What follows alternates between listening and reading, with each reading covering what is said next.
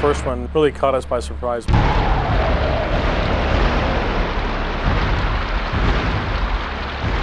You don't realize how devastating they are. Everything collapsed on top of everything.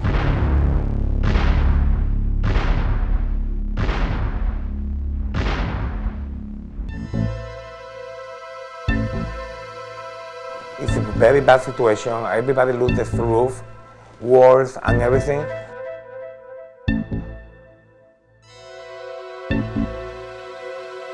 Everything came down on top of the refrigerator, stove, everything. Furniture, TVs, and clothes. We couldn't save anything.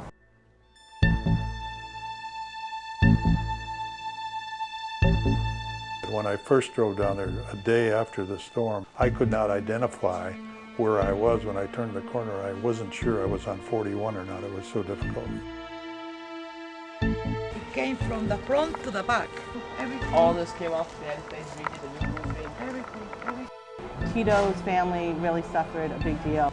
But Tito lost not only his room, but all his clothing. I mean, they had no electricity. Tampa was ready. Port Charlotte, Punta Gorda were not ready. We had 240 families that were affected by Hurricane Charlie, 13 families that were completely homeless.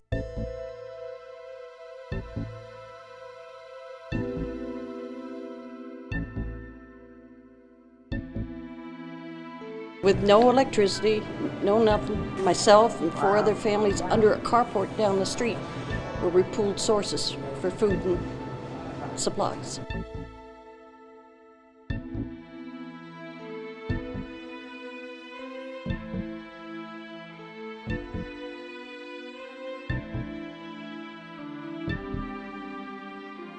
They're very desperate. They didn't know where to turn. They really, these people were walking around in shock, and they did not know where to go.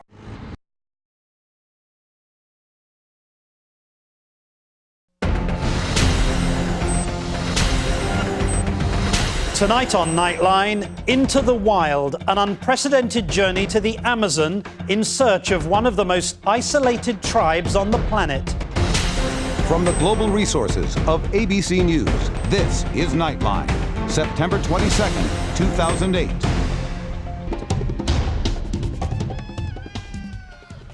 We fuel up at dawn. A small plane filled with evangelical Christians taking us for a glimpse of some of the most extreme and controversial missionary work on the planet. Pilot Mike Bunn prays before every flight. Basically, you can use all the help you can get. You're flying out over the middle of the jungle, flying an old aircraft. For sure we pray. Ask God for protection, ask God for wisdom. As we head deep into the Amazon, in every direction, it is an unending carpet of green. This section of jungle is pretty much untouched. And then we see it. See the big house over there? Can you see it? The Surawaha Indians. You can see the Indians outside the hut right now. They are naked and painted red. There's a lot of them out there watching right now. The reason we can't land here is that the Brazilian government has banned the missionaries from having any contact with this tribe. Now, the missionaries have launched a new campaign, which has provoked new levels of fury among their critics. It centers around the charge that children like this little girl are being killed by Indian tribes. Well, if you were, Marcia and Edson Suzuki, longtime missionaries, have adopted this girl named Hakani, who they say was nearly killed by the members of her tribe because she was disabled. The Suzukis claim that infanticide, or baby killing, is a common practice among the more than 200 Indian tribes throughout the Brazilian Amazon. Hakani's story is now the subject of this new film, made by the American director David Cunningham, who is the son of the founder of Youth with a Mission. The film, which is being shown on the web and in churches across the U.S. and Brazil, uses Indians as actors to graphically recreate how Hakani, played here by another child, was allegedly shunned and abused by the tribe, and then allegedly buried alive before being rescued by her brother.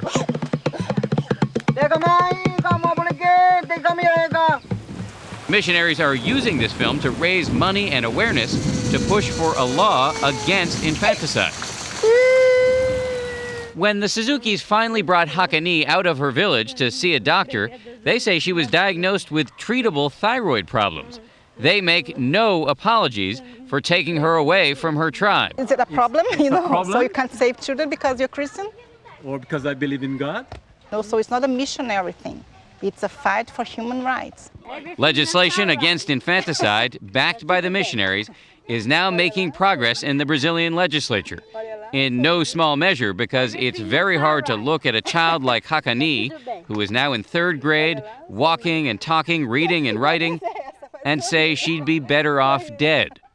For Nightline, this is Dan Harris in Brasilia, Brazil. Recently, we had an opportunity to go out to California and spend some quality time with Magic Johnson, and here's a snippet about what he had to say. Well, Magic, first let me thank you for taking the time to be with us this morning. Thank you. You've made the successful transition from the locker room to the boardroom. Tell me a little bit about that adventure. You got to hook up with the best in business and hire the best people. We don't have choices like in suburban America.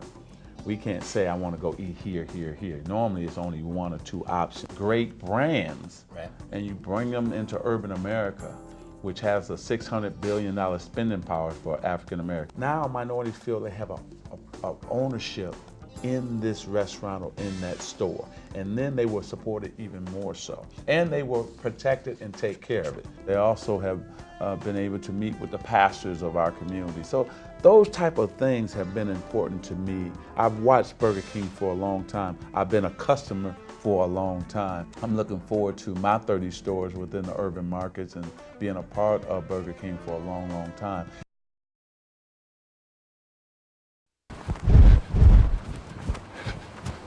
The running really centers me. As you can see, these are some abandoned projects right here. You know, this is to be a haven for drugs, and we're eventually going to open up some green space here for the community. So it's great, you can run by something like this and focus on what it's going to be and see the vision of it for the future. So this is a Brick Towers. I've lived here about 8 years. It's grateful it works. I've walked 16 flights way too many times. Brick Towers is one of the poorest housing projects in one of the most violent neighborhoods in the city of Newark. The Housing Authority declared it unlivable. Pipes get stripped out of the building. Nobody in this building has hot water at all. We banded together and took on the slumlord.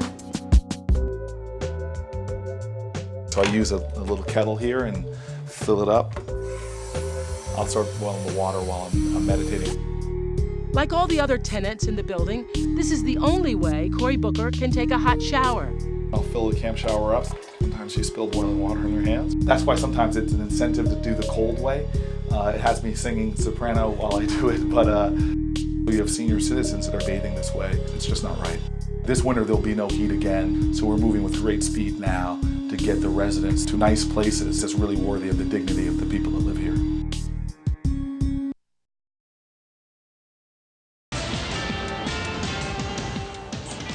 Welcome back. You know, Burger King wants the Burger Crown back. The fast food giant out with a new plan that it hopes will grill the competition and turn the struggling company around. Here now to explain, the man who runs Burger King, Brad Bloom. Mr. Bloom, good to have you. Hi, Neil. How are you? I'm fine. And Neil, the thing that sets us apart in the quick serve category is the fact that we cook our food over an open fire.